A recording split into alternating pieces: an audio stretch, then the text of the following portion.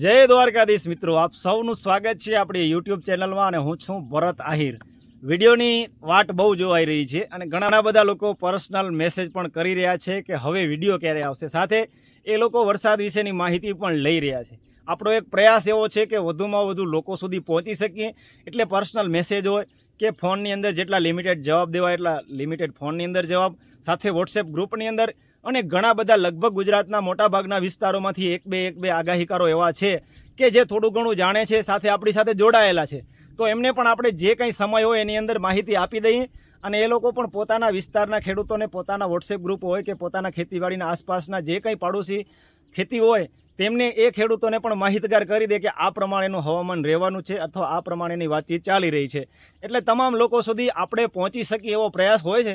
એટલે વોટ્સએપની અંદર આપણે સતત એક્ટિવ હોઈએ અને મેસેજ પર્સનલ છે, લગભગ બધાના જવાબ આવી જતા હોય છે, પણ યુટ્યુબની અંદર એક લિમિટ આગાહી કરશે। આ એક જાહેર માધ્યમ છે અને ત્યાંથી મારી આગાહી જ્યાં સુધી મને અપડેટમાં ફાઇનલ ના લાગે કે હવે આપવા જેવી છે ત્યાં સુધી હું આગાહી નથી આપતો। જ્યારે મારા મનની અંદર એક અપડેટ તૈયાર થઈ જાય, ફાઇનલ અંદાજ બંધાઈ જાય, ત્યારે હું તમને યુટ્યુબની અંદરથી ખાસ આગાહી આપી દઉં છું।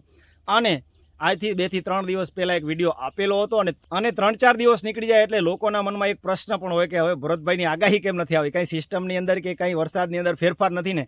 તો મિત્રો, તમને હું ક્લિયર જ જણાવી દઉં, જેવો ફેરફાર હશે એવો તરત જ હું યુટ્યુબની અંદર માહિતી આપવા આવી જ જઈશ કે આ પ્રમાણેનો ફેરફાર છે, આપણી આગાહી પ્રમાણે નથી। આ ક્લિયર કટ જ વાત હોય છે, પણ મને એક વિશ્વાસ હોય અંદરથી કે હવે મારી આગાહી છે તેની અંદર ખાસ ફેરફાર થવાનો નથી, 85 થી 90% નજીકનું રહેવાનું છે। ત્યારે હું તમને દરરોજ અપડેટ આપી અને ખાલી ભરમાવા નથી માગતો અલગ અલગ વાતો કરીને, એટલા માટે આપણી અપડેટ નથી આવી। અને જે છેલ્લે લાસ્ટ 70%ની ફાઇનલ અપડેટ આપી હતી તેને તમારે હવે 100% ફાઇનલ ગણી લેવાની છે। જેટલા પણ વિસ્તારોની અંદર વરસાદની માહિતી આપી છે, એવરેજ 5 ઇંચની માહિતી આપી છે। ગુજરાતની અંદર ક્યાંય વધારે થશે, ક્યાંય થોડા ઓછા થશે, તો જે વિસ્તારોની અંદર વધારે થવાના હોય ત્યાં કદાચ થોડા ઘણા ઓછા પણ થઈ શકે અને જ્યાં ઓછા થવાના હોય ત્યાં વધારે પણ થઈ શકે। સિસ્ટમના રૂટ ઉપર તમામ વિસ્તારોની આધાર રહેલો છે। આપણે વાત કરવાના છીએ આજના વરસાદની। આજનો વરસાદ ઉત્તર ગુજરાત, મધ્ય પૂર્વ સરહદ વિસ્તાર અને દક્ષિણ ગુજરાતમાં ખૂબ મોટી એક્ટિવિટી જોવા મળશે। ત્યાર પછીની વાત કરીએ તો સૌરાષ્ટ્રનો ઉત્તર ભાગ એટલે મોરબી, સુરેન્દ્રનગર, બોટાદ અને ભાવનગર, આ વિસ્તારો સુધી એક્ટિવિટી જોવા મળી શકે છે આજ સાંજ સુધી। રાત્રિ દરમિયાન વધુ એક્ટિવિટી વધુ વિસ્તારોમાં જોવા મળશે। કચ્છના પૂર્વ સરહદ વિસ્તારના ભાગ રાપર, ભચાઉ સુધી આજના દિવસે એક્ટિવિટી જોવા મળશે અને 27 તારીખથી 4 ઓગસ્ટ સુધીનો આ રાઉન્ડ છે। આપણા જુલાઈ મહિનાના કાર્યક્રમમાં ક્લિયર વાત કરી દીધેલી છે કે આ છે એ આગાહી 4 તારીખ સુધીની છે, એટલે 27 થી 4 ઓગસ્ટ સુધીનો આ રાઉન્ડ છે અને ત્યાં સુધીમાં જેટલા પણ વિસ્તારોનું કહ્યું એ વિસ્તારોમાં વરસાદ થઈ જશે। આજે પણ વરસાદ થઈ જશે, આવતીકાલે પણ સૌરાષ્ટ્રના ઘણા બધા વિસ્તારોમાં વરસાદ જોવા મળશે। કાંઠા વિસ્તારોમાં પણ ખૂબ સારી એક્ટિવિટી આજે પણ જોવા મળી શકે છે અને બાકીના સૌરાષ્ટ્રના ભાગોમાં આવતીકાલે જોવા મળશે। કચ્છના સરહદ વિસ્તાર એટલે કે ખાસ દરિયાકાંઠાના વિસ્તારની વાત કરીએ તો કચ્છના જે દરિયાકાંઠાના વિસ્તારો છે તેની અંદર અને સરહદના વિસ્તારોની અંદર વરસાદ જોવા મળી શકે છે। આપણે જે પશ્ચિમની વાત કરી છે કે પશ્ચિમ અને ઉત્તરનો થોડો ભાગ ખૂણો છે એ કચ્છનો કદાચ રહી જાય કોરો અને એના અંદર પણ ફેરફાર થવાની શક્યતાઓ રહેલી છે, તો ત્યાં પણ વરસાદ થાય અને દક્ષિણ ગુજરાત, દક્ષિણ સૌરાષ્ટ્રમાં જે આપણે આંકડો આપ્યો છે તેની અંદર થોડો ઘટાડો થઈ શકે। અને ખરેખર આ બંને જે રાઉન્ડ છે, છેલ્લે આગળ રાઉન્ડ વરસાદનો ગયો એ અને અત્યારનો રાઉન્ડ છે, આગાહીકારોની ગાણ કાઢી નાખી છે।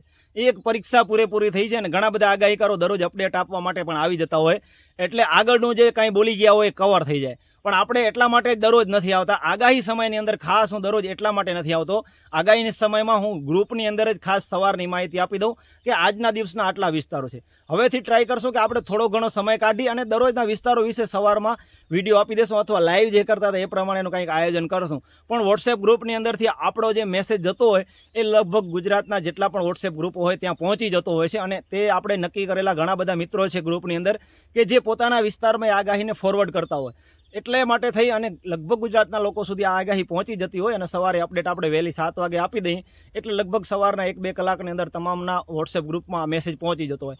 એટલે આમ પણ ઉપાધિ જેવું હોતું નથી, એટલે દરરોજની અંદર કંઈ આપણે આગળનું ઢાંકવા માટે થઈને વિડીયો બનાવવા નથી આવતા કે આપણે આગળનું ઢંકાઈ જાય, થોડી અપડેટ વધારે કરી દઈએ તો। પણ આ જે સિસ્ટમ હોય તેની અંદર તો ફેરફાર થયા રાખે, મોડેલ હોય તેની અંદર પણ ફેરફાર થતા હોય, એના પેરામીટર જે કંઈ નક્કી કરેલા હોય એ પ્રમાણે। પણ આપણે વાત કરવાની છે વરસાદની, અને આપણે વાત કરી રહ્યા છીએ વરસાદની. આપણે આપણી ચેનલ ઉપરથી જે કંઈ સિદ્ધાંત લઈને આવ્યા છીએ કે એક વખત મનમાં અપડેટ તૈયાર થઈ ગઈ એટલે નહીં ડગવું એટલે નહીં ડગવું, આપણો અંદાજ તૈયાર થઈ ગયો એટલે માહિતી આપી દેવાની, પછી જે એની અંદર ફેરફાર થવો હોય એ થાય.